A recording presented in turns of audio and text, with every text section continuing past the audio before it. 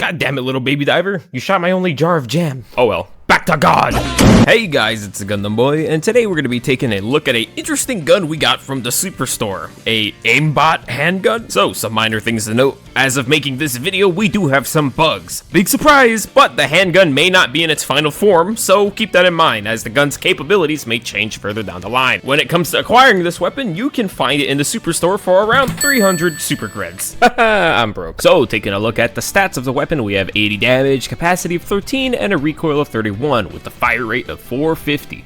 Medium armor pen, it's one-handed and it has the guided rounds. And it's reloaded from the front. When you aim down the sights with this gun, you'll see that it has its lock-on ring, but you can't actually fire it unless you have something to lock onto, unless you swap to the unguided mode. This handgun's bullets are pretty slow, so you should keep in mind how you track your enemies, as it's kind of like firing a tiny jar dominator. And watch this magic trick. Ready? Ta-da! This gun's so bugged. But yeah, this gun has a lot of kick when you fire it, so be ready to compensate for all that extra recoil, which only exists if you're using it in the unguided mode, since the bullets kinda, guide themselves. You can also use it to lock onto things behind certain boxes.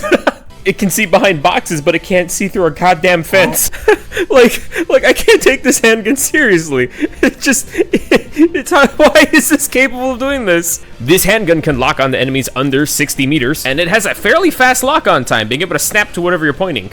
And the nice thing about this handgun is, even though it has a general lock-on area, you can kind of aim the gun at angles to kind of convince the bullet to go where you want it to go. This handgun is also great for battle awareness in areas where you may not be able to see, say like fire or being on a bug planet, but it always gives you some kind of general awareness, letting you just sweep left and right, lock on, and fire the gun, because it's really that easy. The best stratagem I paired this gun with is the ballistic shield, as it turns into basically an invincible sentry, unless a rocket hits you. This handgun is capable of going up against lesser chaff and higher chaff alike, but I would have to say it is an excellent instant relief weapon from enemies like elevated overseers and them fucking jumping bugs that I hate. I fucking hate you!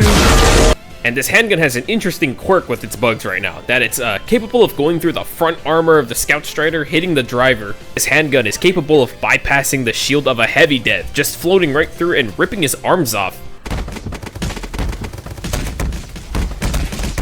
And the whole saying of "can you kill a cow with a butter knife" is taken to the real level when I realized that you can shoot a charger through its armor with this handgun. Also, it would lock onto the charger when you would turn off its guidance, but they fixed that, I'm pretty sure. My working theory is that the gun's projectile is bugged and it goes straight through the armor of like a charger, hitting the weak fleshy bits, but on a Hulk, there is no weak fleshy bits underneath, meaning it just doesn't affect it. Because something like a Bile Titan, which does have fleshy bits underneath, is affected. Also, for some reason, it doesn't target Brood Commanders, it just kept blocking onto the Hive Guard behind him, and if you're not standing at an extreme angle, you can shoot the Impaler through his giant tentaclaws. The update that they literally just released while I was working on this video, they fixed some of the bugs, not all of them. I can still confirm that it shoots through the heavy dev shields at this current moment, and it will still go through the armor of the Bile Titans. It still doesn't lock on to the Brood Commander though, fuck you I guess. But that is the end of my video. What do you guys think of this wonky ass handgun? I would do a more thorough guide on maybe when it's fixed, but for now, this is what I'll keep it at.